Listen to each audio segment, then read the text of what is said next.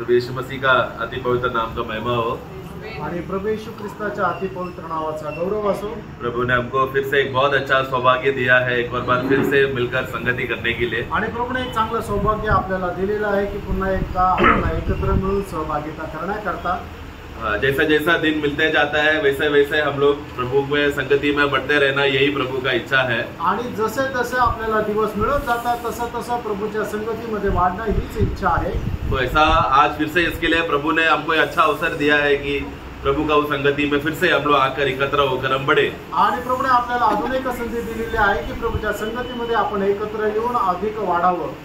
तो आज बोर्ड सबको दिख रहा है ना, तो दो मनुष्यों को मैं यहाँ पर बनाया हूँ।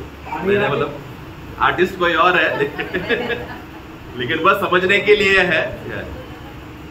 आणि या ठिकाणी दोन मनुष्याला या ठिकाणी चित्र काढलेलं आहे। तो हम जानते हैं परमेश्वर जब पूरा मनुष्य जात को देखते समय में दो ही मनुष्य को प्रभु देखता है। आणि परमेश्वर ज्या वेळेला मनुष्य प्राण्यांकडे बघतो त्यावेळेला दोनच मनुष्याकडे बघतो।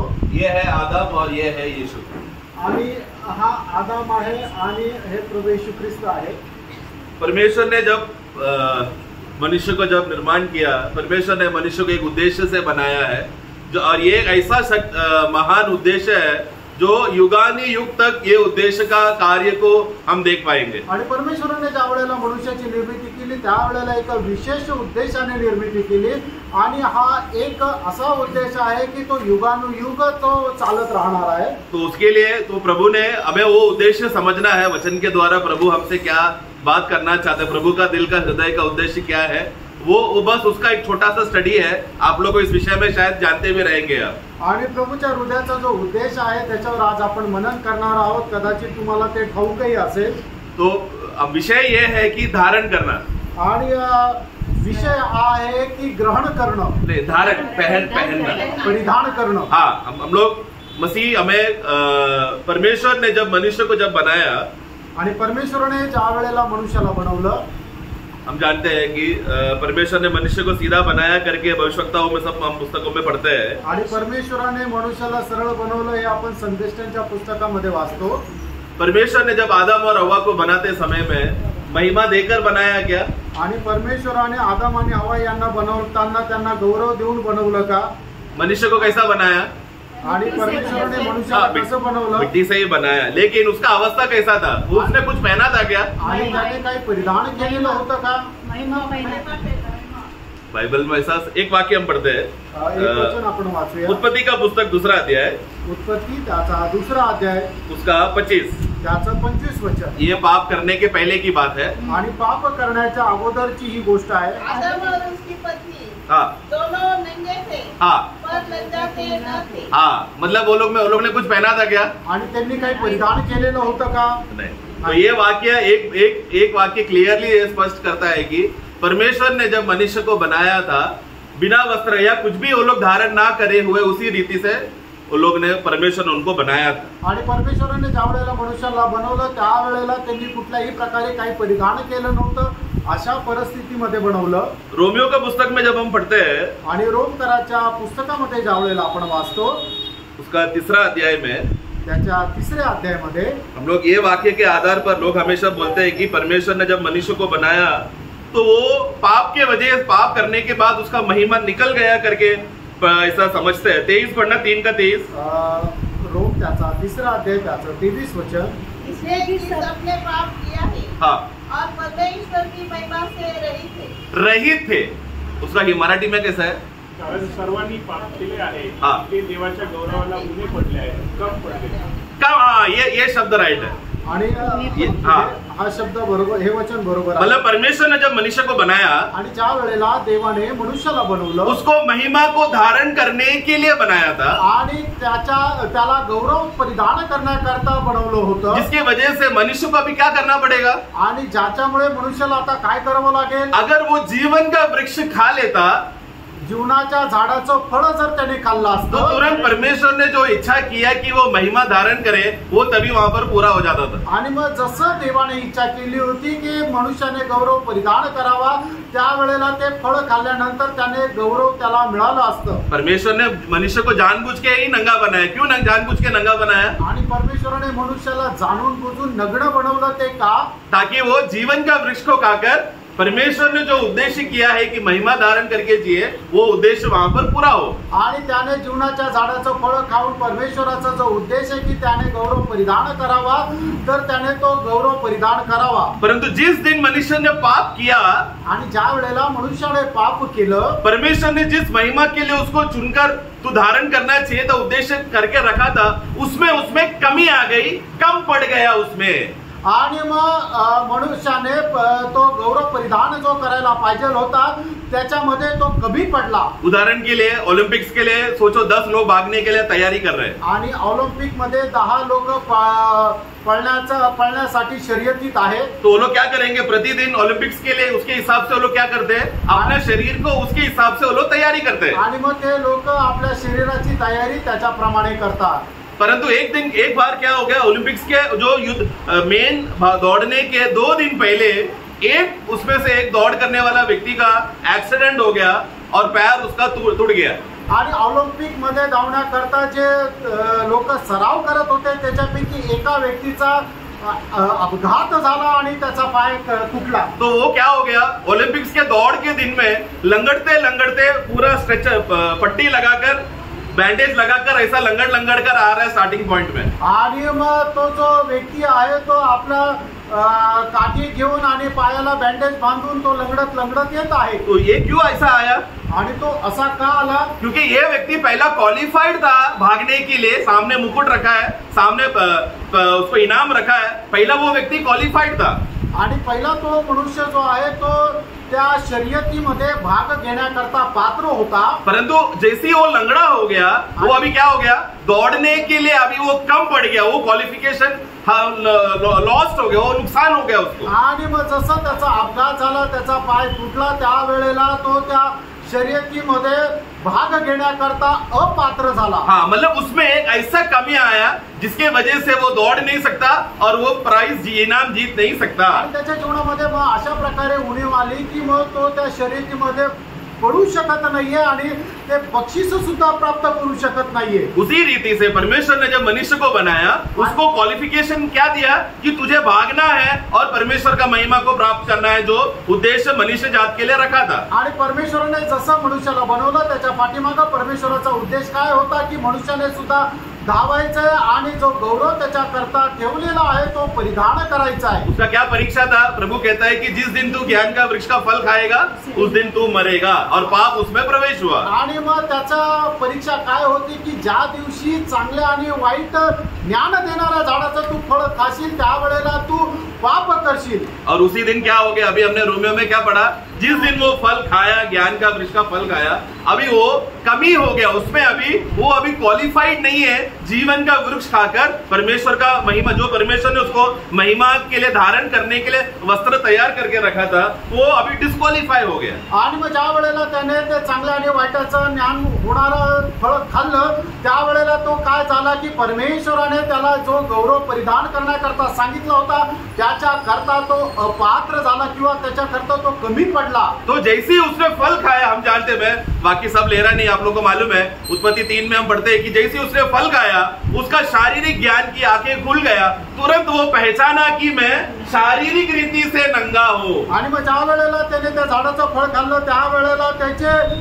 शारीरिक ज्ञानाचे डोळे जे आहेत ते उघडले आणि मग त्याला समजलं की मी नग्न आहे। परंतु उस फल खाने की वजह से तुरंत उसके अंदर अभी उसका अवस्था क्या हो गया, उसका हम लोग रोमियो का पुस्तक 5 का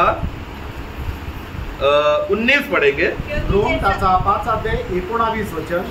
क्योंकि जैसा एक मनुष्य की आज्ञा न मानने से हाँ। बहुत लोग पापी ठहरे। बस नहीं, बस एक मनुष्य का गलती के वजह से, अज्ञानता के वजह से मनुष्य जात का क्या हो गया, अभी वो पापी ठहराया गया है।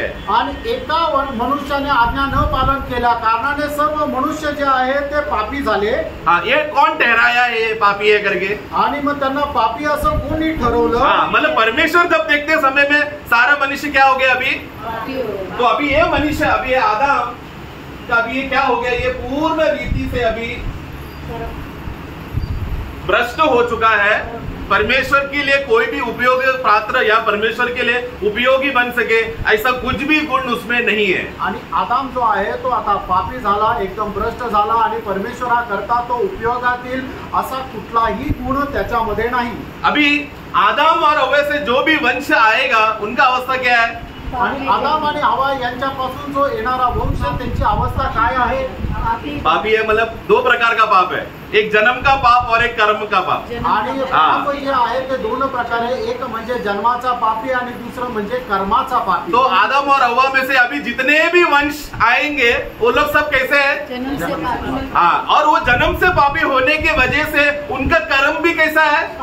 पाप का ही स्वभाव है। आणि आदाम आणि हवेपासून येणारे जे वंशज आहेत ते काय राहतील? ते जन्माचे पापी राहतील आणि मग त्यांचं कर्म जे आहे ते सुद्धा पापाचं राहील। तो यीशु मसीह जब जन्म लिया वो कैसा था?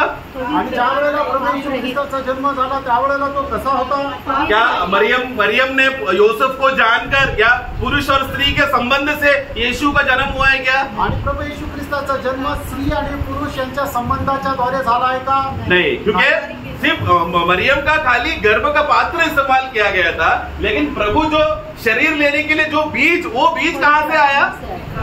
वो स्वर्ग से आया। पवित्र आत्मा जब उसके ऊपर प्रदान किया तो वो पवित्र कहलाए जाने वाला वंश ठहराया गया। इस ऐसा मनुष्य है यीशु मसीह। आणि मग ज्या वेळेला प्रभू येशू ख्रिस्ताचा जन्म झाला त्यावेळेला मरियमचा फक्त गर्भ जे आहे त्याचा उपयोग करण्यात आला, पण त्याच्यामध्ये जे बीज पेरण्यात आलं ते कुठून आलं? तर ते पवित्र आत्म्याच्या द्वारे आलं। तो अभी ये मनुष्य को अभी क्या करना पड़ेगा अभी?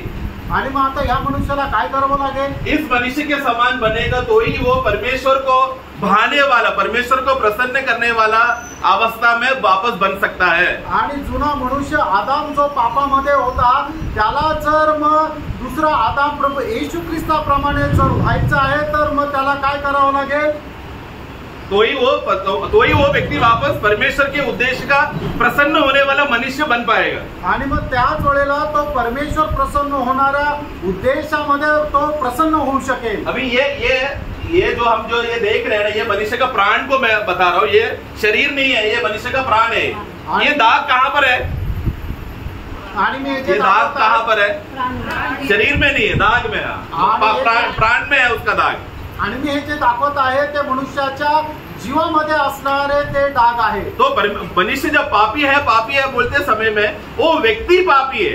आणि मनुष्य पापी आहे हे सांगत असताना तो व्यक्ति पापी आहे। मतलब वो उसका प्राणी अभी कैसा है? हाँ, मतलब परमेश्वर के नजर में गिरा हुआ, डिस्क्वालिफाइड। अभी तू मेरे लिए जो महिमा मैंने तैयार करके रखा था उसके लिए तू दौड़कर या उसको तू शामिल कर लेने के लिए तू अभी डिस्क्वालिफाई हो गया, तेरे में कमी आ गया है। आणि परमेश्वराने मनुष्याकरता तयार केलेला जो गौरव आहे तो धारण करण्याकरता मनुष्य आता कमी पडला। तो अभी ये मनुष्य कौन सा पानी से धोएगा तो या कौन सा अमृत पीने से ये दाग निकल सकता है उसका प्राण का? आणि मनुष्याने कुठल्या प्रकारचं पाणी, कुठल्या प्रकारचं अमृत पिल्यानंतर त्याच्या जीवामध्ये असणारे जे डाग आहे ते निघू शकतील? ऐसा सिस्टम नहीं है ना, ऐसा हाँ, अशा प्रकारची पद्धत नाहीये। तो ऐसा मनुष्य परमेश्वर की उपस्थिति में आकर कितना भी अच्छा आराधना कर लो, परमेश्वर को प्रसन्न होगा क्या उससे? आणि असा मनुष्य परमेश्वराच्या उपस्थितीमध्ये येऊन कितीही चांगल्या प्रकारची आराधना केली तरी सुद्धा त्याच्याद्वारे परमेश्वर प्रसन्न होईल का? ये मनुष्य को समझने के लिए बहुत साल लग रहा है। आज भी मनुष्य ये बात 6000 साल का इतिहास का मनुष्य के इतिहास में होने के बावजूद भी आज भी दुनिया में मनुष्य को ये बात, वो लोग को क्या लग रहा है? मेरे अंदर कुछ काबिलता है। पापी मनुष्य की बात कर रहा हूँ। वो लोग को ऐसा लगता है कि मेरे अंदर कुछ काबिलता है, मैं अगर थोड़ा कर्म किया, मैं अगर थोड़ा तीर्थ यात्रा किया, थोड़ा अच्छा काम किया तो परमेश्वर मुझसे प्रसन्न होगा करके, ये गलत फहमी उनके सभी मनुष्य जात के अंदर पहले से ही है। आणि 6,000 वर्षाचा मनुष्याचा इतिहास आहे की त्याला अजूनही समजलं नाही की माझ्या जीवामध्ये लागलेलं जे पाप आहे ते सगळं धुवून जाऊन माझं तारण कसं होईल. तर त्याला काय वाटतं की जर मी काही चांगले काम केलं तर त्याच्याद्वारे माझं तारण होईल, पण अजूनही त्याला तारणाचा तो खरा मार्ग नाही समजलेला. हम लोग भी उनसे अलग नहीं है, हम भी वैसे ही थे, आणि आपणही त्यांच्यापेक्षा वेगळे नव्हतो, आपण त्यांच्याप्रमाणेच होतो. परंतु जब सुसमाचार का प्रकाश जब हमारे हृदय में आया तो हमने बाकी लोगों के समान हृदय कठोर नहीं किया, हमने वो सुसमाचार को ग्रहण किया, अनुग्रह से हमारा उद्धार हो गया. आणि ज्या वेळेला सुवार्तेचा प्रकाश आपल्याकडे आला त्यावेळेला इतर लोकांप्रमाणे आपण त्याला सोडून नाही दिलं, तर आपण त्याचा स्वीकार केला आणि त्याच्या कृपेच्या द्वारे आपलं तारण झालं. तो जिस क्षण जिस पल एक व्यक्ति प्रभु यीशु मसीह को अपनाता है, यीशु मसीह तू मेरा प्रभु है, तू मेरा उद्धार करता है, तू मेरे पाप के बदले मरा करके जब ये कोई व्यक्ति विश्वास करता है तो ये सारा दाग किसके ऊपर जाएगा? हाँ.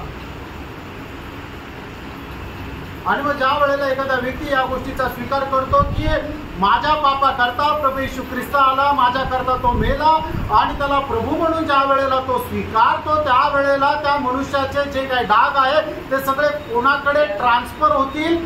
प्रभु यीशु ख्रिस्ताकडे. तो ये क्रूस का सबसे बड़ा कार्य को हमें समझना है. यीशु मसीह हमारा सारा पाप का दागों को, हमारा बोझ को, सब रीति का जो भी पाप के संबंध था वो सब पापों को, सब पाप संबंधित बातों को कल यीशु मसीह के ऊपर डाला गया है. आणि प्रभू येशू ख्रिस्ताच्या या गोष्टी आपण समजून घ्यायच्या की आपल्या जीवनामध्ये असणारे सर्व प्रकारचं जे पाप आहे, जे काही डाग आहे ते प्रभु येशू ख्रिस्तावर टाकण्यात आलं. तो परंतु ये तो यीशु मसीह के आने के बाद की बात है, पहला कैसा था? लेकिन आणि हे सगळं प्रभु येशू ख्रिस्ताच्या जन्मानंतरची गोष्ट. अगोदर कसं होतं? पुराने नियम में इसलिए परमेश्वर ने मूसा के द्वारा व्यवस्था दिया गया था. आणि म्हणूनच जुन्या करारामध्ये परमेश्वराने मोशेच्या द्वारे व्यवस्था दिली होती. उस व्यवस्था को देखकर वो लोग प्रति समय में अगर वो लोग बलि करते थे तो क्या हो जाता था? ये दाग जो है छुपा दिया जाता था, ढापा जाता था, ढक दिया जाता था. आणि परमेश्वराने मोशेच्या द्वारे दिलेल्या व्यवस्थेच्या अनुसार ज्या वेळेला ते होम अर्पण करत असे त्यावेळेला त्यांचे जे डाग आहे ते झाकले जायचे. तभी भी व्यक्ति धर्मी ठहराया गया क्या?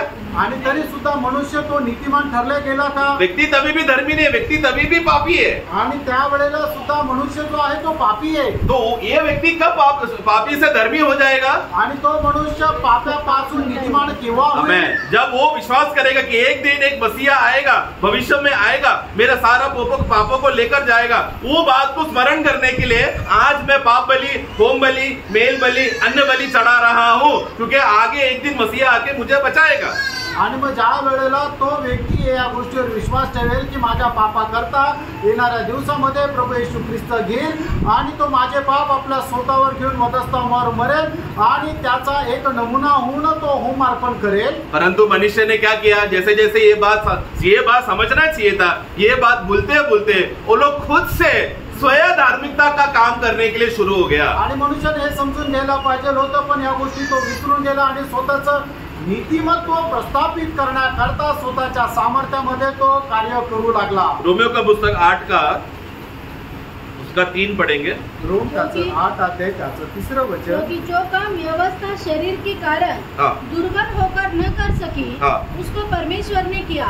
अर्थात अपने ही पुत्र को पापमय शरीर की समानता में और पाप बलि होने के लिए भेजकर शरीर में पाप पर दंड की आज्ञा दी. अगला वाक्य भी 4. इसलिए कि व्यवस्था की विधि हमें जो शरीर के अनुसार नहीं वरन आत्मा के अनुसार चलते हैं पूरी की जाए.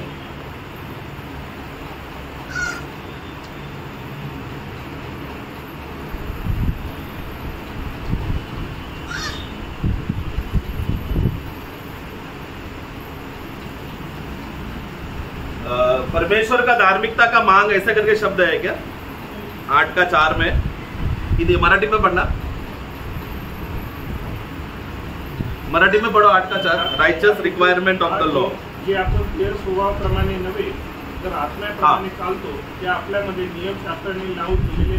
नियमशास्त्र लावून दिलेले आचरण पूर्ण व्हावे. तो आचरण मतलब परमेश्वर ने जब मूसा के द्वारा व्यवस्था दिया था, उस व्यवस्था में परमेश्वर का एक धार्मिकता का मांग मनुष्य जात से मांगा। आणि मग ज्या वेळेला परमेश्वराने मोशेच्या द्वारे नियमशास्त्र दिलं होतं त्यावेळेला मनुष्याची नीतिमत्वाची मागणी त्या ठिकाणी करण्यात आली। सिर्फ मूसा से ही नहीं, आदम को भी परमेश्वर ने सिखाया था, तू अभी कैसा, अभी मेरे उपस्थिति में कैसा आराधना करेगा, मेमने को बलि करके उस बलिदान करना, उसी रीति से मैं तुझे न्याय नहीं करूंगा, बल्कि उस बलि में तुझे मैं छुपा के रखूंगा। आणि मग फक्त मोशेस नाही, परमेश्वराने आदामापासून त्यांना सांगण्यात आलं होतं की आता तुला कसंच आराधना माझी करायची आहे की तू होम अर्पण करून माझी आराधना करायची आहे की ज्याच्यामध्ये तुला मी ते लपून ठेवेल। तो वो बलि करने के टाइम में उसके अंदर क्या छुपा है? परमेश्वर का धार्मिकता। आणि मग ज्या वेळेला मनुष्य होम बलि करू लागला त्याच्यामध्ये काय लपलेलं आहे तर देवाचं नीतिमत्व। परमेश्वर का धार्मिकता मतलब ये एक ऐसा स्टैंडर्ड है जो मनुष्य जात को, पापी मनुष्य को करेगा तो वो परमेश्वर की उपस्थिति में ठीक रीति से स्वीकारा जाने वाला पात्र बन सकता है। उसका लिए एक रास्ता है परमेश्वर का धार्मिकता। आणि परमेश्वराचं नीतिमत्व म्हणजे काय आहे की मनुष्याने परमेश्वराकरता ज्या वेळेला होम अर्पण करतो त्या वेळेला परमेश्वराच्या समोर मनुष्य उपस्थित होऊ शकतो। परंतु इसमें प्रॉब्लम है आणि याच्यामध्ये सुद्धा एक समस्या आहे। परमेश्वर का धार्मिकता में प्रॉब्लम नहीं है, जिस मनुष्य जो पालन करना चाहिए वो मनुष्य में प्रॉब्लम है। आणि परमेश्वराच्या नीतिमत्वामध्ये समस्या नाहीये, तर मग ज्या मनुष्याने ते स्वीकार करायला पाहिजे त्याच्यामध्ये प्रॉब्लेम है। हमने 8:3 में क्या पढ़ा? मनुष्य दुर्बल होने की वजह से ये मांग को कभी भी पूरा नहीं कर सकता। आणि शरीराने मनुष्य दुर्बल असल्या कारणाने तो हे नीतिमत्व कधीही पूर्ण करू शकत नव्हता। यही सेम बात है, हम लोग भजन संगीता 49 में पढ़ते समय आप लोग को वाक्य मालूम है क्या एक भाई दूसरा भाई को प्राण का छुटकारे के लिए कुछ दाम दे सकता है क्या? छुड़ौती का दाम दे सकता है क्या?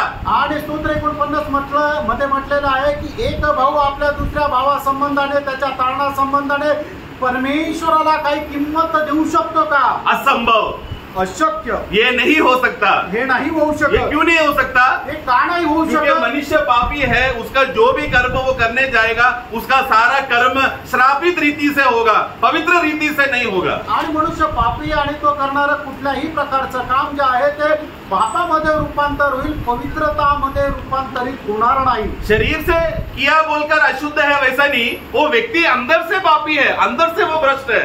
आणि त्याने करणारं काम त्याच्या शरीराच्या द्वारे केलं म्हणून तो पापी आहे असं नाही, तर तो आतमधूनच पापी आहे। यीशु ने क्या कहा? यीशु ख्रिस्ताने काय म्हटलं? तुम लोग कुछ खाना खाने के बाद वो बाहर से अंदर गया, इसलिए तुम लोग अशुद्ध हो जाओगे, ऐसा नहीं है। लेकिन तुम्हारे अंदर एक अशुद्धता है, डाह, हिंसा करने का स्वभाव, भेदभाव, नफरत, ये वो व्यक्ति को भ्रष्ट करता है, वो बात को अशुद्ध करता है। बाहर से शारीरिक चीज नहीं, अंदर से बाहर को व्यक्ति को अशुद्ध करता है। आणि प्रभू येशू ख्रिस्ताने काय म्हटलं की जे बाहेरून आतमध्ये जातं ते तुम्हाला अपवित्र करत नाही, पण जे आतून बाहेर जातं तेच तुम्हाला अपवित्र करतो। म्हणजे काय की राग, लोभ, हेवा, मत्सर या सगळ्या गोष्टी ज्या आतून बाहेर येतात त्याच्याद्वारे मनुष्य अपवित्र होतो।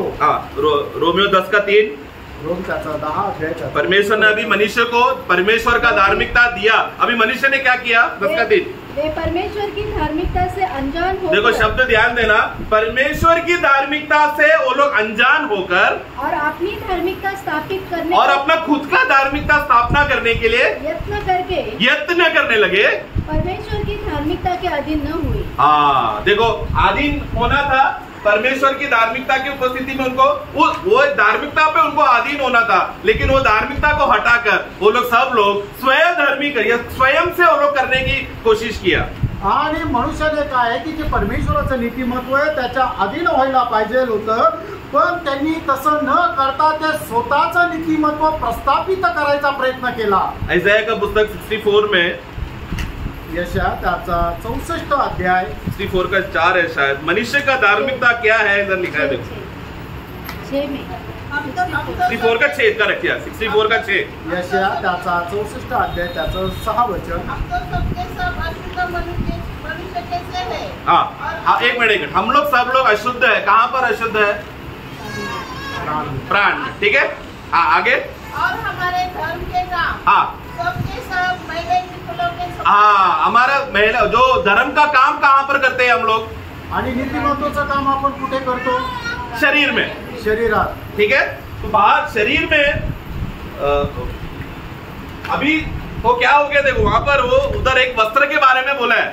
मनुष्य का चितड़ों के मनुष्य जो भी अभी धार्मिकता का काम करेगा वो एक चितड़े वस्त्र के समान है. आणि मनुष्य आपल्या सामर्थ्याने जे काही नीतिमत्वाचं काम करेल ते परमेश्वरासमोर ओंगळ आहे किंवा घाणेरड्या कपड्याप्रमाणे आहे. ये सारे मनुष्य का कर्म बुरा क्यों है, अशुद्ध क्यों है? क्योंकि वो व्यक्ति अंदर अशुद्ध है, इसके लिए. आणि सर्व मनुष्याचे काम जे आहे ते घाण का आहे, अपवित्र का आहे? कारण तो मनुष्य आतून अपवित्र आहे. अगर ये अंदर का बात सेटल हो गया तो बाहर का धार्मिकता का कार्य भी अपने आप उसी में सेटल हो जाएगा. आणि मग त्याच्या आतमधून तो पवित्र झाला तर मग ते करणारे काम सुद्धा तो पवित्र राहील. परंतु ये बात ना सेटल करते हुए लोगों ने क्या करने लगा, अंदर की बातों को भूलकर बाहरी वो लोग सजावट में ध्यान देने लगे. आणि मग आतमधलं त्यांचा अपवित्रता आहे त्याला विसरून जाऊन ते बाहेरून चांगल्या प्रकारचे काम करायचा प्रयत्न करू लागले. इसलिए यीशु को फरीसियों के ऊपर देखकर गुस्सा आता था. हे कपटी फरीसियों, तुम लोग बाहर से शुद्ध करने देखते हो, बाहर से अच्छा अच्छा कपड़ा पहनते हो, लेकिन अंदर तुम लोग अभी भी कपटी हो. ये बात का सेंस तुमको क्यों नहीं है? आणि म्हणून शास्त्री आणि पुरुषांना बघितल्यानंतर प्रभू येशू ख्रिस्ताने अशा प्रकारे म्हटलं, हे कपटी आणि शास्त्री पुरुषांनो, तुम्ही काय करतात की ते बाहेरचं रूप पाहतात आणि बाहेर लोकांना दाखवण्याकरता सगळं काही कार्य करतात, पण तुमच्या आतमध्ये असणारं जे अपवित्रता आहे त्याच्याकडे तुम्ही लक्ष देत नाही. 4000 साल परमेश्वर ने मनुष्य आदम के वंश को मौका देते रहा कि तुम लोग समझो, मैंने तुमको व्यवस्था दिया है, धार्मिकता का मान दिया है, लेकिन तुम लोग ये नहीं कर सकते हो. ऐसा बोलने के लिए परमेश्वर 4000 साल तक इंतजार किया, लेकिन कोई भी मनुष्य बोलने तैयार नहीं. आणि परमेश्वराने मनुष्याकरता तयार केलेला जो मार्ग आहे त्याची वाट पाहत 4000 वर्ष झाले, पण तरी सुद्धा मनुष्य तो मार्ग स्वीकारण्याकरता तयार नाही. उनको क्या लग रहा है, त्यांना काय वाटतंय, हम ये धार्मिकता का काम करेंगे इस हालत में, पापी हालत में. आणि त्यांना असं वाटतं की आतमध्ये असणारा पाप आतमध्ये ठेवून बाहेरून आम्ही नीतिमत्वाचं काम करू. और जितना वो लोग नीतिमत्व का काम करते जा रहे हैं उतना उनका वस्त्र मैला होते जा रहे हैं. उन्होंने जो पहना हुआ धार्मिकता, उनको जो वस्त्र उनको लग रहा है वो खुद वो लोग ने पहन लिया धार्मिकता का वस्त्र, वो लोग एकदम मैला हुआ चितड़ा मेले के समान है. आणि मग त्यांच्या दृष्टीने ते करणारं जे नीतिमत्वाचं काम आहे ते जेवढं जास्त करत जाईल तेवढं जास्त ते आंतरिक मलिन होत जातील. तो इसके लिए हमें अभी इसके लिए एक ऐसा मनुष्य आना पड़ेगा जो कौन है, जिसमें पाप नहीं, निष्पाप है और कर्म करने के टाइम में भी पाप उत्पन्न ना हो, ऐसे एक मनुष्य रहना चाहिए. वही परमेश्वर का धार्मिकता का मांग को पूरा कर सकता है. आणि परमेश्वराचा नीतिमत्व कोण पूर्ण करू शकतो की जो जन्मामध्ये त्याचा पाप नाही आणि त्याच्या कर्मामध्ये सुद्धा पाप नाही. हाँ देखो, हम लोग मनुष्य का अवस्था को समझना प्रियो. हम लोग इतने गिरे हुए हैं कि हमारा सोच विचार भी भ्रष्ट है, हमारा कर्म भी भ्रष्ट है. आणि मनुष्याची अवस्था समजून घ्या प्रियानो, आपले विचारही भ्रष्ट है, आपलं कामही भ्रष्ट आहे. आप लोग को वाक्य मान उत्पत्ति 6 में हम पढ़ते हैं कि मनुष्य का विचार निरंतर बुरा ही है. आणि मनुष्याच्या मनामध्ये जे काय निर्माण होतं ते सगळं वाईटच आहे. उत्पत्ती त्याच्या 6 अध्यायामध्ये आपण पाहतो. एक सवाल मैं आपको पूछना चाहता हूँ. एक प्रश्न मी तुम्हाला विचारू इच्छितो. सोचो, एक आदम से एक मनुष्य जन्म लिया. आणि बघा, एका मनुष्याचा जन्म आदामाच्या द्वारे झाला. उसने जिंदगी में कभी झूठ नहीं बोला है, कभी खून नहीं किया, कोई भी प्रकार का पाप का कर्म भी नहीं किया और वो बुरा विचार भी नहीं किया. ऐसा व्यक्ति धर्मी है क्या? आणि एक असा मनुष्य आहे की ज्याने आपल्या जीवनामध्ये कधीही पाप केलं नाही, खोटं बोललं नाही, खून केला नाही, चोरी केली नाही, तरी सुद्धा असा मनुष्य परमेश्वराच्या दृष्टीने पवित्र आहे का? उसने एक भी पाप का कर्म नहीं किया, स्वर्ग जाएगा ना? आणि त्याने आपल्या जीवनाच्या द्वारे, कृतीच्या द्वारे किंवा विचारांच्या द्वारे एकही पाप केलं नाही तरी तो स्वर्गात जाईल का? नहीं. स्वर्ग जाने के लिए क्या होगा? तो भी वो व्यक्ति अंदर की क्या है? हाँ, अंदर वो व्यक्ति तभी भी पापी है, उसका अभी भी वो मलिनता हटा नहीं है। बाहर उसने कितना भी अच्छा काम कर दिया हो, अंदर तभी भी वो मलिन है, स्वर्ग जाने के लिए तभी भी योग्य नहीं है। आणि बाहेरून त्याने कितीही चांगलं काम केलं तरी सुद्धा तो आंतरिक जो आहे तो पापी आहे आणि असा पापी मनुष्य स्वर्गामध्ये जाण्याकरता योग्य नाही। ये सवाल आप कैथलिक लोग को जाके पूछो या कोई और संगठन के लोगों को पूछो, लोग बोलते हैं हाँ ना, हम लोग तीर्थ यात्रा कर सकते हैं, हम लोग थोड़ा मंत्र जपेगा तो हम लोग शुद्ध हो जाएंगे, ये लोग ऐसा जवाब देते हैं। आणि मग तुम्ही रोमन कॅथलिक लोकांना विचारा किंवा बाहेरच्या लोकांना विचारा, ते म्हणतात की हो आम्ही तारण प्राप्त करण्याकरता तीर्थ यात्रेला जाऊ किंवा दान धर्म करू किंवा सत्कृत्य करू, अशा प्रकारे ते म्हणतात। एक वाक्य हम पढ़ेंगे, रोमियो का पुस्तक 5:14। रोम त्याचा 5 अध्याय 14 वचन। आदम से लेकर, हाँ थोड़ा धीरे पढ़ना। हाँ, आदम से लेकर मूसा तक मृत्यु ने हाँ उन लोगों पर भी राज्य किया। मृत्यु ने उन लोगों के ऊपर भी राज्य किया। इन्होंने उस आदम जो हाँ उस आने वाले का चिन्ह है, हाँ, ये अपराध के समान पाप न किया। देखो मृत्यु किसके ऊपर है भी है, सिर्फ आदम से लेकर मूसा तक नहीं, बल्कि उन सभी लोगों पर है जिन्होंने कर्म कोई गलत काम नहीं कर्म भी नहीं किया हो, लेकिन तो भी उनके अंदर मृत्यू निवास करता है करके ये वचन एकदम स्पष्ट है। आणि हे वचन आपल्याला एकदम स्पष्ट सांगतं की मरणाची सत्ता कोणावर आहे, तर आदामापासून आतापर्यंत जन्मलेल्या सर्व लोकांवर आहे। त्यांनी भलेही बाहेरून कुठल्या प्रकारचं पाप केलं नसेल तरी सुद्धा त्यांना मरण आहे। तो ऐसा हालत में जब मनुष्य जात का अवस्था को देखकर परमेश्वर को मनुष्य के ऊपर तरस आकर उन्होंने अपना एकलौता पुत्र को सही समय पर भेजकर मनुष्य जात को बचाया। आणि मग अशा प्रकारे मनुष्याची अवस्था बघून परमेश्वराला मनुष्यावर कळवळ आला आणि मग त्याने आपला एकुलता एक पुत्र मनुष्य जातीला वाचवण्याकरता पाठवला। हमने रोमियो 8:3 में पढ़ा, वो किसने किया? मनुष्य ने नहीं, परमेश्वर ने किया। उन्होंने अपने एकलौता पुत्र को भेजकर हमें वो छुटकारा का कार्य किया। आणि हे परमेश्वराने केलेलं कार्य आहे की त्याने आपला एकुलता एक पुत्र पाठवून आपल्याला मुक्तीचं किंवा आपला तारणाचं कार्य केलं। अभी हर एक मनुष्य जब भी वो लोग धार्मिकता का काम करते हैं या परमेश्वर का मान जब करते हैं, तुरंत ही उन लोग के अंदर वो व्यक्ति का धार्मिकता भी उसके अंदर आ जाता। वो कैसा मैं बोलूं, वो हर एक व्यक्ति भले यीशु क्यों ना हो या हम मनुष्य क्यों ना हो, जब हम लोग हमारा धार्मिक प्रभु में आने के बाद हम लोग जब धार्मिकता का काम करते हैं, वो धार्मिकता का काम हमारा है करके गिना जाता है।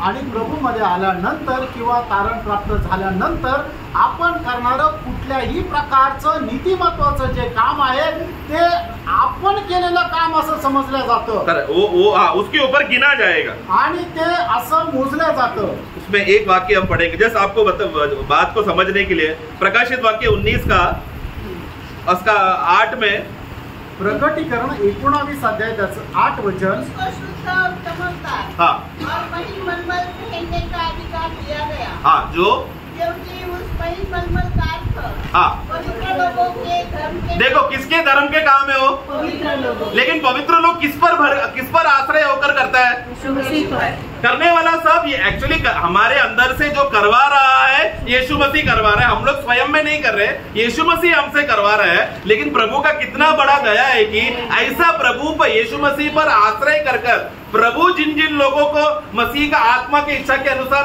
काम करवाते हैं, प्रतिफल के दिन में क्या बोलेगा? ये वो व्यक्ति का धार्मिकता है।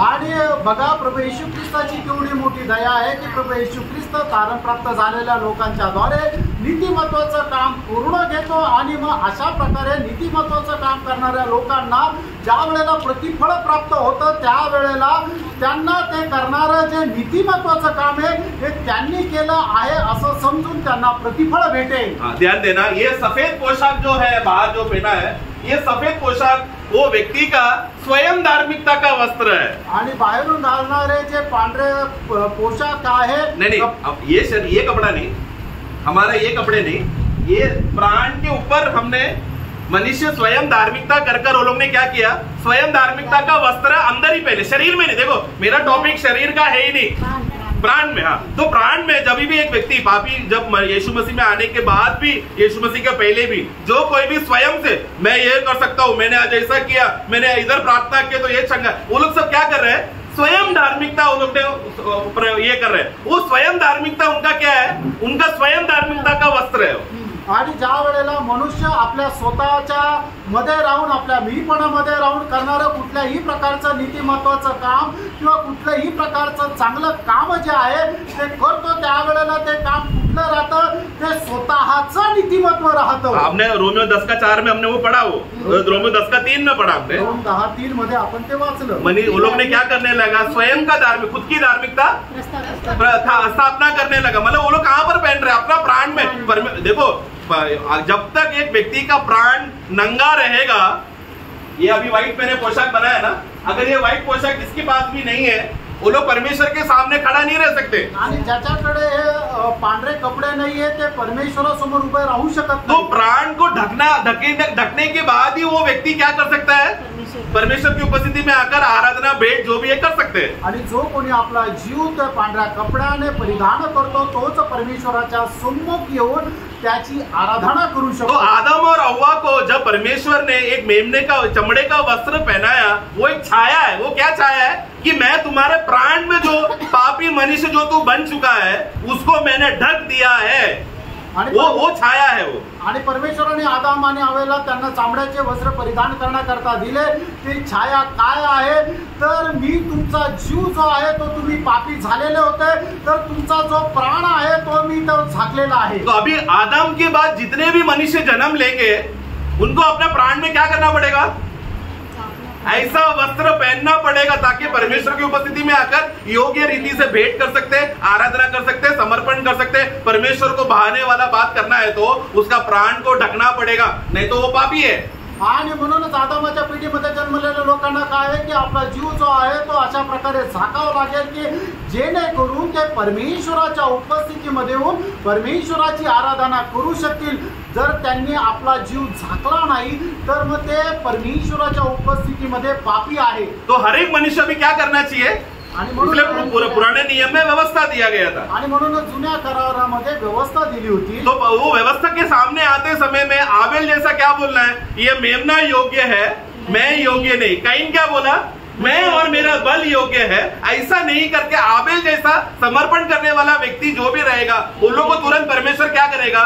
उनका प्राण में परमेश्वर उनको एक धार्मिकता का वस्त्र पहनाकर उनको ढाप देगा। आणि मग आपण आबेलाप्रमाणे करायला पाहिजे की तो परमेश्वराच्या उपस्थितीमध्ये आला, एक कोकरा घेऊन आला आणि मग म्हटला की हा कोकरा योग्य आहे, मी योग्य नाही। पण कैनाने काय केलं की कैनाने म्हटलं की मी मोठा आहे, माझं सामर्थ्य आहे आणि त्याच्याद्वारे नीतिमत्व आहे। आणि मग अशा प्रकारच्या लोकांना परमेश्वर त्यांचा जीव जो आहे तो झाकून टाकणार नाही किंवा त्याच्या जीवाला कपडे परिधान करू देणार नहीं। तो ये समस्या को हल करने के लिए यीशु मनुष्य बनकर आया। आणि ही जी समस्या होती तिचं सोल्यूशन काढण्याकरता येशू ख्रिस्त मनुष्य होऊन आले। और यीशु मसीह ने क्या किया? परमेश्वर का जो भी धार्मिकता का मांग था वो सबको उसने पूरा करके ये मांग को खत्म कर दिया। अभी आणि मग प्रभू येशू ख्रिस्ताने काय केलं की त्याने परमेश्वराचं जे नीतिमत्व आहे ती जे सर्व नीतिमत्व त्याने आपल्या जीवनामध्ये पूर्ण केलं। हम लोग रोमियो 10:4 रोम त्याचा 10:4 वचन। क्योंकि हर एक विश्वास करने वालों के लिए धार्मिकता के निमित्त मसीह व्यवस्था का अंत है। व्यवस्था का मतलब अभी परमेश्वर ने जो भी मांग दिया ना मनुष्य को कि तुमको ये करो, सवेरे उठना, हाथ धोना, पैर धोना, ये सब कर आना, फिर मंदिर में आना, बलि करना, ये सब कर्म को और प्रभु ने बंद करके परमेश्वर ने यीशु मसीह ने पूरा करके इसको खत्म कर दिया, अंत कर दिया। आणि प्रभू येशू ख्रिस्ताने काय केले की परमेश्वराची मनुष्य संबंधाने जे परमेश्वराचं नीतिमत्व पूर्ण करण्याची इच्छा होती ते सर्व काही प्रभू येशू ख्रिस्ताने स्वतः पूर्ण केलं। आणि मग त्याच्यानंतर ती परमेश्वराची ती नीतिमत्वाची जी मागणी होती ती रद्द केली। उसके बाद परमेश्वर ने ऐलान किया आणि त्याच्यानंतर परमेश्वराने अशा प्रकारे फतवा काढला, अभी मनुष्य तुझे अभी धार्मिकता का कर्म करने की जरूरत नहीं है। आणि आता हे मनुष्य तुला नीतिमत्वाचं कार्य करण्याची गरज नाहीये। अभी तुझे एक व्यक्ति पर विश्वास करना जरूरी है। आता तुला फक्त एका व्यक्तीवर विश्वास करणं गरजेचं आहे। अभी ये व्यक्ति अभी कौन है? ये व्यक्ति अभी कौन है? आणि आता हा मनुष्य कोण आहे? व्यक्ति स्वयं ही कौन बन गया? धार्मिकता जो व्यक्ति आहे तो स्वतः पूर्ण झाला। तो उसको कलर चेंज करता हूं। अभी ये धार्मिकता, ये पिंक कलर है, ये परमेश्वर यीशु मसीह ने ये पूरा करने के बाद यीशु मसीह स्वयं अभी परमेश्वर का धार्मिकता बन गया। आणि प्रभू येशू ख्रिस्ताने परमेश्वराचं नीतिमत्व पूर्ण केल्याच्या द्वारे स्वतः प्रभू येशू ख्रिस्त तो नीतिमत्व असा झाला। परमेश्वर का धार्मिक, यीशु धर्मी नहीं बना, यीशु धर्मी है लेकिन परमेश्वर का धार्मिकता। आणि प्रभू येशू ख्रिस्ताने परमेश्वराचं नीतिमत्व पूर्ण केल्याच्या द्वारे स्वतः प्रभु येशू ख्रिस्त परमेश्वराचं नीतिमत्व झाला। हाँ, उदाहरण के लिए यहाँ पर फैन रखा है ना, आणि या ठिकाणी फॅन लावले। अभी मैंने एसी डाला तो फिर फैन का जरूरत है क्या? आणि मग मी एसी लावला तर मग फॅनची गरज आहे का? क्षमा करना, मैं बहुत चीप एग्जांपल दे रहा हूँ, क्षमा। तो फैन का अभी जरूरत नहीं होकर फैन हटाकर फैन का जगह एसी ले लिया। आणि मग आता फॅनची गरज नाहीये, फॅन काढून टाकला आणि मग एसी लावला, है कि नहीं? उसी रीति से परमेश्वर का धार्मिकता एक बात था, वो एक कर्म से बातों को पूरा करना था, लेकिन उसको परमेश्वर ने हटाकर यीशु मसीह ने बातों को पूरा करके उसके बदले अभी कौन है? एक व्यक्ति स्वयं, वो व्यक्ति खुद यीशु मसीह है। आणि परमेश्वराचं जे नीतिमत्व आहे ते कर्माच्या द्वारे पूर्ण करायला पाहिजे होतं, पण ते मनुष्य पूर्ण करू शकत नव्हता।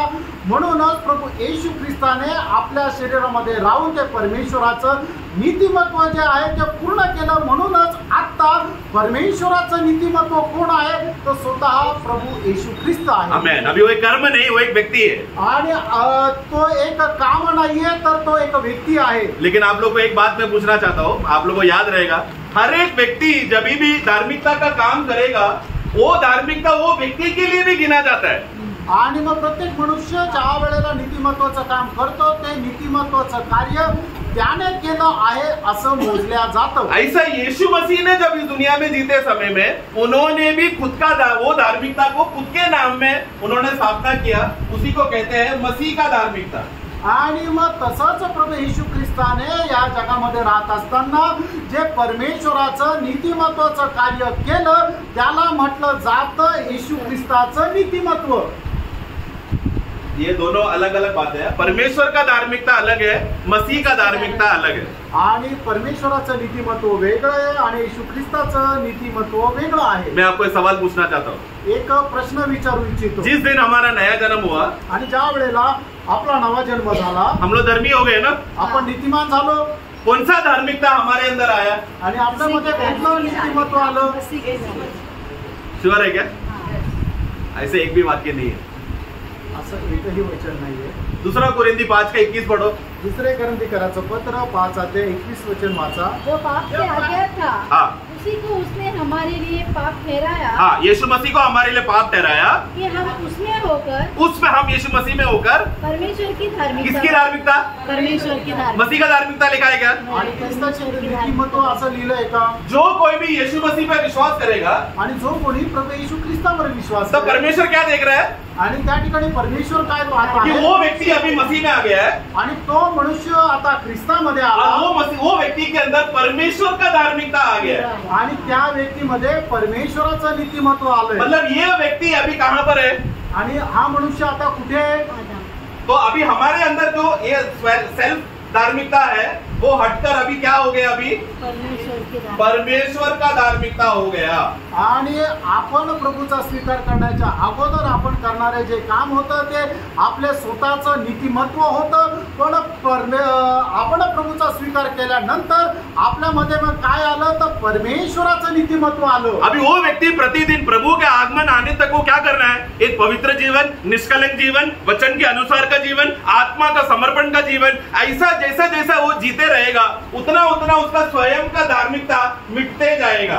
आणि मग असा व्यक्ती जो आहे तो त्याच्यानंतर परमेश्वराचं नीतिमत्व परिधान केल्यानंतर त्याने काय करायचं? एक पवित्र, निष्कलंक, पाप विरहित असं जीवन जगायचंय, देवाच्या वचनाच्या अनुसार जीवन जगायचंय, पवित्र आत्म्याच्या मार्गदर्शनामध्ये जीवन जगायचंय। मग त्यावेळेला काय होईल? त्याचं मनुष्याचं जे नीतिमत्व आहे ते हळूहळू कमी होत जाईल। धार्मिकता, उसका स्वयं धार्मिकता हटते जाएगा और मसीह उसका धार्मिकता का संपूर्णता का मान पूरा होते जाएगा। आणि मग त्याचं स्वतःचं जे नीतिमत्व आहे ते कमी कमी होत जाईल आणि परमेश्वराचं नीतिमत्व आहे त्याच्यामध्ये वाढत वाढत जाईल। प्रभु का आगमन तक हमारे अंदर पूरा स्वयं धार्मिकता का जो गंदा वस्त्र जो हमने स्वयं धार्मिकता का पहन के रखा था उसको उतार कर फेंकना है, हमें उसको लेकर घूमना नहीं है। आणि प्रभूच्या आगमनापर्यंत आपण जे स्वतःच्या नीतिमत्वाचे कपडे परिधान केलेले आहेत ते सगळे आपण काढून फेकायचे, कारण ते घाणेरडे आणि ते आपण सांभाळून ठेवायचे नाही। वो नए नियम में उसको और एक शब्द बोला गया है, पुराना मनुष्यत्व,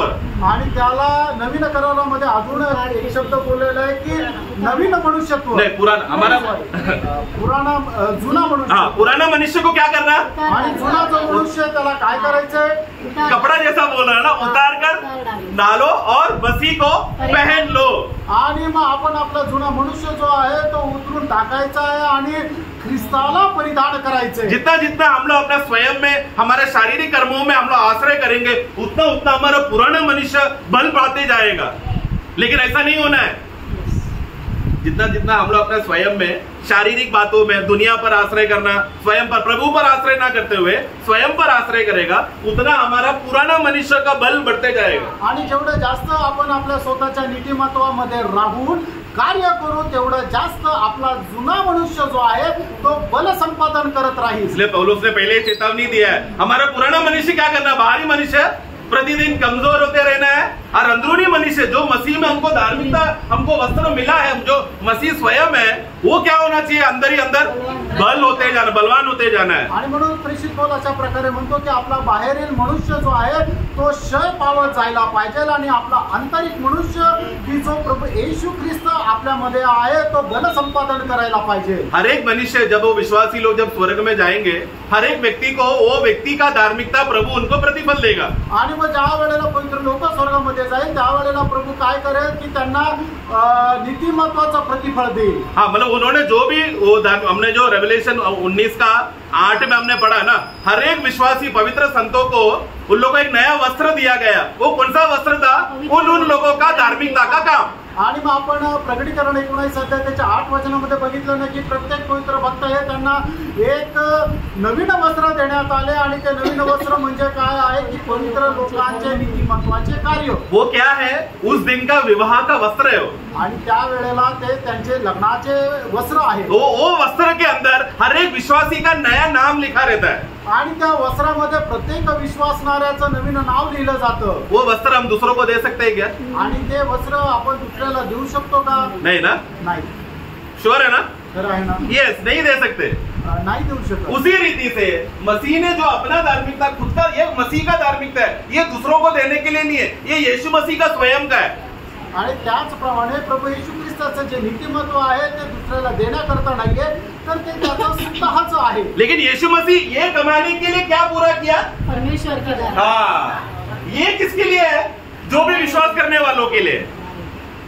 आणि मग प्रभू येशू ख्रिस्ताने स्वतःचं नीतिमत्व कमवण्याकरता काय केलं तर परमेश्वराचं नीतिमत्वाला त्याने पूर्ण केलं। जल्दी हम लोग पढ़ेंगे फिलिपियों का पुस्तक 2:9, फिलिप्पीचं पत्र त्याचा 2 अध्याय त्याचं 9 वचन। हाँ, कारण परमेश्वर ने हाँ, उसको अति महान भी किया, हाँ, और उसको वह नाम दिया, हाँ, जो सब नामों में श्रेष्ठ है। हाँ, यीशु मसीह के पास ये क्या 2 बातें किया ना, हाँ। एक है श्रेष्ठ नाम दिया और सबसे ऊंचा नाम दिया और उसको अति महान भी किया। बस बस बस, ये दोनों बातें यीशु के पास पहला था क्या? आणि ह्या दोन्ही गोष्टी अगोदर येशू ख्रिस्ताकडे होत्या का? जब वो परमेश्वर था, परमेश्वर में वो कौन है, सबसे महान है, ये परमेश्वर से महान कोई नहीं है। और सबसे ऊंचा नाम किसका है, परमेश्वर का नाम है कि नहीं? मतलब यीशु जब परमेश्वर रहते समय में उनके पास ऑलरेडी ये था, लेकिन यहाँ पर दिया है बोला है, मतलब ये यीशु ने कमाया है मनुष्य बनने के बाद। आणि मग ज्या वेळेला प्रभू येशू ख्रिस्त स्वर्गामध्ये परमेश्वर होता त्यावेळेला तो अति महान होता आणि सगळ्यात उंच त्याचं नाव होतं। पण या ठिकाणी आपण काय वाचतो की परमेश्वराने त्याला अति उंच केलं आणि सगळ्यात मोठं नाव दिलं। म्हणजे काय की प्रभू येशू ख्रिस्ताने ते आपल्या कर्माच्या द्वारे कमवलंय। आमेन। मतलब वो कर्म क्या था, आणि ते कर्म काय होतं, क्रूस का मृत्यू तक आज्ञाकारी रहना, आणि वधस्तंभाच्या मरणापर्यंत आज्ञाधारकपणामध्ये राहणं। ऊपर का वाक्य में है वो, इसलिए मैं नहीं ले रहा, आणि त्या वचनामध्ये आहे म्हणून मी तुम्हाला नाही तो सांगत। क्रूस का मृत्यू तक आज्ञाकारी रहा तो यीशु मसीह के पास क्या आ गया, यीशु मसीह का धार्मिकता आ गया आणि तो वधस्तंभाच्या मरणापर्यंत तो आज्ञा पालन करत राहिला, म्हणून काय झालं की प्रभु येशू ख्रिस्ताकडे त्याचं स्वतःचं नीतिमत्व आलं. ये स्वयं का धार्मिकता जब परमेश्वर ने देखा तो परमेश्वर ने क्या किया, उसको मनुष्य रीति से सबसे ऊंचा नाम भी दिया और उसको महान मतलब वो यीशु का प्रतिफल है. आणि मग ज्या वेळेला परमेश्वराने प्रभू येशू ख्रिस्ताचं नीतिमत्व पाहिलं, त्यावेळेला काय झालं की परमेश्वराने त्याला अति महान केलं आणि सगळ्यात मोठं नाव पण दिलं. हे प्रभू येशू ख्रिस्ताने कमवलेल्या गोष्टी आहेत. वो यीशु मसीह का पर्सनल है आणि ते येशू ख्रिस्ताचं वैयक्तिक आहे. वो बांट नहीं सकता आणि ते दुसऱ्याला देऊ शकत नाही. लेकिन दूसरों को देने के लिए यीशु क्या किया, आणि दुसऱ्याला देण्याकरता येशू ख्रिस्ताने काय केलं. परमेश्वर का जो धार्मिकता का मांग था, वो मांग को पूरा करने के बाद परमेश्वर ने क्या बोला, अभी तुम मनुष्य जात को कर्म करने की जरूरत नहीं है, मेरा व्यक्ति ही वो मांग है. आणि मग प्रभू येशू ख्रिस्ताने काय केलं की परमेश्वराचं जे नीतिमत्व आहे, त्याची जी मागणी आहे ती पूर्ण केली. आणि मग परमेश्वर काय म्हटला की आता मनुष्याला त्या नीतिमत्वाचं कार्य करण्याची गरज नाहीये, कारण माझा जो मनुष्य आहे तोच नीतिमत्व आहे. तो जिस दिन मैंने नया जन्म के द्वारा मसीह को मैंने धारण कर लिया, मैंने पहन लिया, उस दिन से क्या हो गया, मैं जो पापी वो करके जो दाग है वो सारा दाग क्या हो गया, मिट गया. अभी मैं परमेश्वर के नजर में मैं पापी नहीं हूँ, मैं अभी धर्मी हूँ. आणि मग ज्या वेळेला आपण प्रभू येशू ख्रिस्ताचा स्वीकार केला, त्यावेळेला आपण जो जुन्या मनुष्यामध्ये पापी होतं ते सर्व प्रकारचे डाग जे आहेत ते पुसून टाकण्यात आले. आणि मग आता आपण परमेश्वराच्या समोर एक पापी नाहीये, तर आपण नीतिमान आहोत, पवित्र आहोत. तो जिस दिन हमारा नया जन्म होगा, नया जन्म होते समय में क्या होगा, हमारे अंदर ये नया पिंक कलर का वस्त्र आ जाएगा. आणि आपला ज्या वेळेला नवा जन्म होतो त्यावेळेला आपण एक परमेश्वराने दिलेले वस्त्र परिधान करतो. ये वस्त्र और कोई नहीं, मसीह स्वयं है. आणि हे जे वस्त्र आहे ते दुसरं काही नाही तर स्वतः ख्रिस्त आहे, जिसको हम लोग और धार्मिकता का वस्त्र भी बोलते हैं. आणि ज्याला नीतिमत्वाचे वस्त्र सुद्धा म्हणतो, उसको नया मनुष्य भी बोलते हैं. आणि त्याला नवा मनुष्य सुद्धा म्हणतो. ये कभी हो रहा है, नया जन्म पाने के बाद मिलने वाली बात है. आणि नवा जन्म प्राप्त झाल्यानंतर भेटणाऱ्या या गोष्टी आहे. तो एक वस्त्र समय को बचाने के लिए मैं फटाक से मैं आगे बढ़ता हूँ आणि वेळ वाचवण्याकरता आपण लवकर पुढे जाऊया. तो अभी विश्वासी नया जन्म पाने के बाद जो पहला वस्त्र मिलता है वो है धार्मिकता का वस्त्र. आणि तारण प्राप्त झाल्यानंतर एक विश्वासणाऱ्याला सगळ्यात पहिले भेटणारे नीतिमत्वाचे वस्त्र. दूसरा हम पढ़ेंगे, दूसरा कोरिंथी उसका 5 का 1 से 4 तक. दुसरे कोरिन्थीकराचं पत्र 5 अध्याय 1 ते 4 वचन. क्योंकि हम जानते हैं कि जब हमारा पृथ्वी पर का डेरा सरी का घर गिराया जाएगा. देखो, पृथ्वी पर हमारा डेरा सा घर मतलब कौन सा, जो हम लोग ने यहाँ पर पैसा देकर घर खरीदा, वो घर का बात नहीं है. हमारे शरीर, ये शरीर क्या है, एक डेरा है. प्रभु ने हमको इसको, ये डेरा में कौन रहता है, हमारा आमीन. वो प्राणी रहता है, वो व्यक्ति, वो प्राणी कहाँ पर रह रहा है, उसका शरीर उसका घर है, अंदर रह रहा है वो प्राणी, वो व्यक्ति. आणि आपलं शरीर जे आहे ते एक तंबू प्रमाणे आहे, आणि या तंबूमध्ये कोण राहतो, त्या मनुष्याचा जीव राहतो, आणि अशा प्रकारे तो जीवधारी प्राणी असतो. उसका अभी समय बचाने के लिए 3 और 4 पढ़ना. इसके पहनने से हम नंगे न पाए जाए. और हम इस डेरे में रहते हुए बोझ से दबे न रहते हैं, क्योंकि हम उतरना नहीं वरन और पहनना चाहते हैं. बस वो वाक्य ढूंढने के लिए मैंने पढ़ा.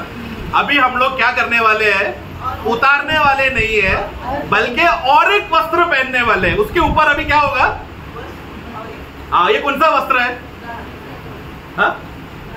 धार्मिकता का वस्त्र तो ये है, महिमा का. आमीन, प्रेज द लॉर्ड. वो वस्त्र का नाम, मतलब अभी हम लोग ये कहां पर पहनेंगे, महिमा का वस्त्र.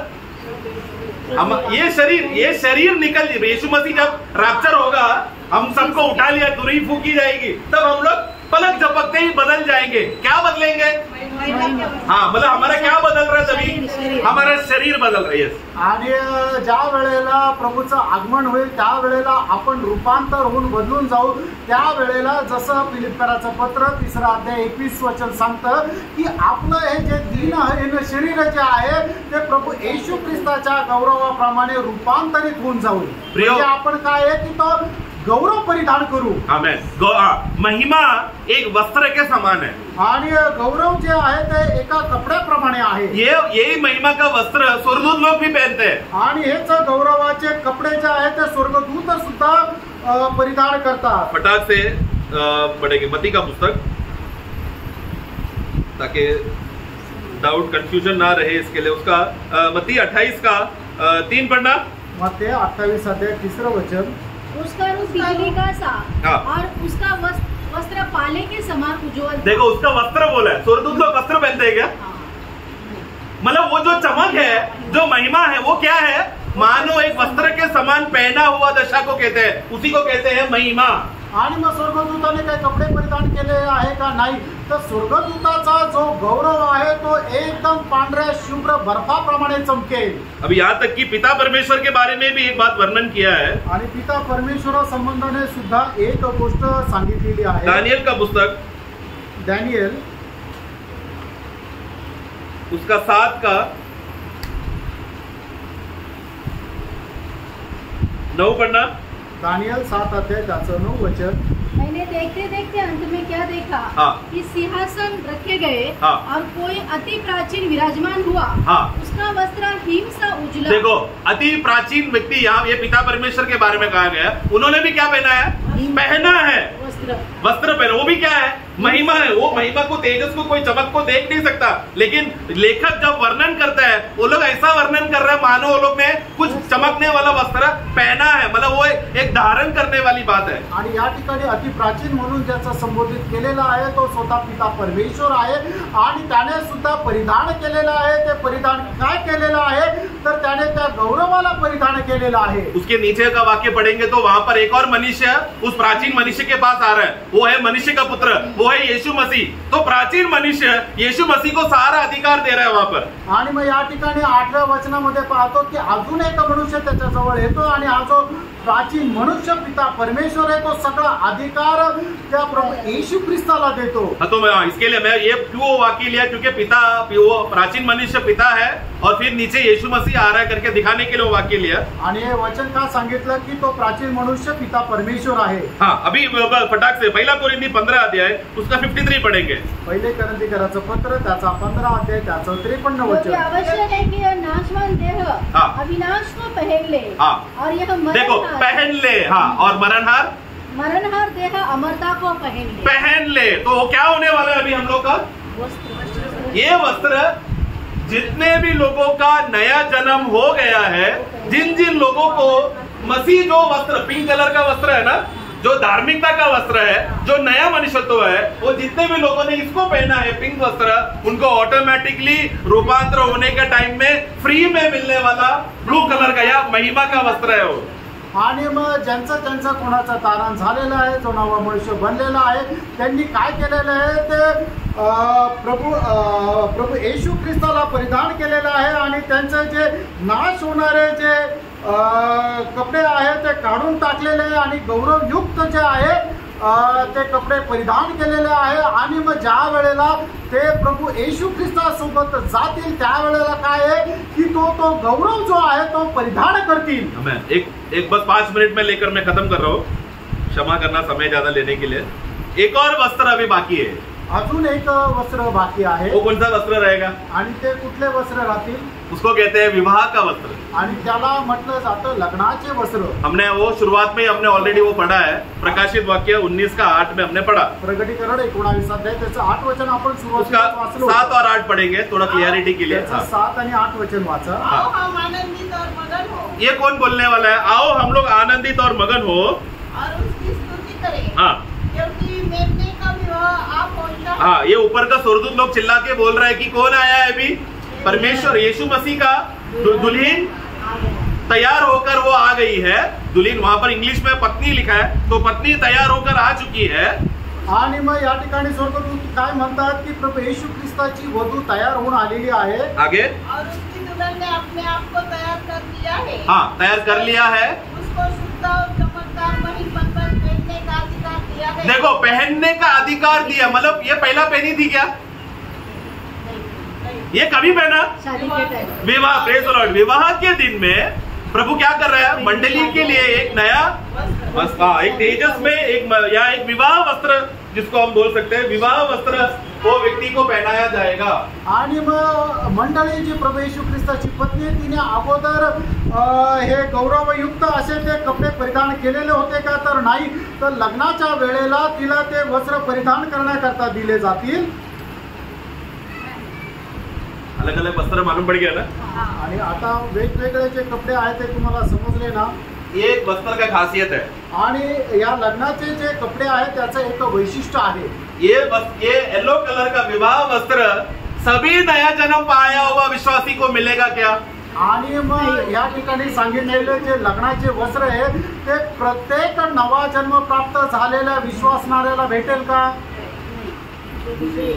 आमेन. ऐसी विजयशाली लोग, मतलब जितने लोगों ने, मतलब पहला कोरिंदी 3 अध्याय में वाक्य आप लोग को मालूम है, वहां पर एक न्याय वहां पर हो रहा है. तो 6 प्रकार के वस्तुएं वहां पर है, लकड़ी, घास, भूसा और सोना, चांदी, बहुमूल्य पत्थर.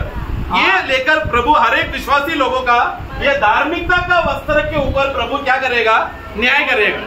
आणि मग ज्याप्रमाणे पहिले कोरिंथीकराचं पत्र त्याचा 3 अध्याय त्याच्या 7 ते 9 वचनामध्ये लिहिलेलं आहे की मनुष्याने करणारे जे काम आहे ते अग्नीच्या द्वारे पारखले जातील. ते म्हणजे लाकूड, घास, भुसा आणि सोने, चांदी आणि बहुमूल्य दगडाप्रमाणे राहतील. आणि मग ज्याचं काम सोने, चांदी आणि बहुमूल्य दगडाप्रमाणे राहील त्याच्यावर ते नीतिमत्वाचे जे वस्त्र आहे त्याच्यावरती हे लग्नाचे वस्त्र प्रभू त्यांना परिधान करण्याकरता देईल. तो अभी ये क्या हो रहा है वहां पर? ये जो पिंक कलर का जो धार्मिकता का वस्त्र है, विश्वासी को जैसा जैसा वो आत्मा में समर्पण होकर पवित्र जीवन जीकर पिता परमेश्वर की इच्छा के अनुसार जब भी जिएगा, वो तभी क्या करेगा? सोना, चांदी, बहुमूल्य पत्थर को बटोरते रहेगा. उसमें पिंक वस्त्र में आते रहेगा ये. आणि मनुष्याचं तारण झाल्यानंतर परमेश्वर त्याला देऊ करणारे जे नीतिमत्वाचे वस्त्र आहे ते परिधान केल्यानंतर मग तो मनुष्य परमेश्वराच्या इच्छेच्या अनुसार कार्य करत राहील. आणि मग सोने, चांदी आणि बहुमूल्य दगड जे आहे तो जमा करत राहील. परंतु जो स्वयं में जीने लगा, शरीर से जीने लगा, पुराना मनुष्यत्व को ज्यादा सपोर्ट किया, संसार का अभिलाषाओं में जीने लगा, वो क्या करेगा? लकड़ी, घास, भूसा उसी में कमाएगा. आणि मग जो स्वतःच्या नीतिमत्वामध्ये चालतो, जो स्वतःच्या इच्छेप्रमाणे चालतो, तो काय करतो?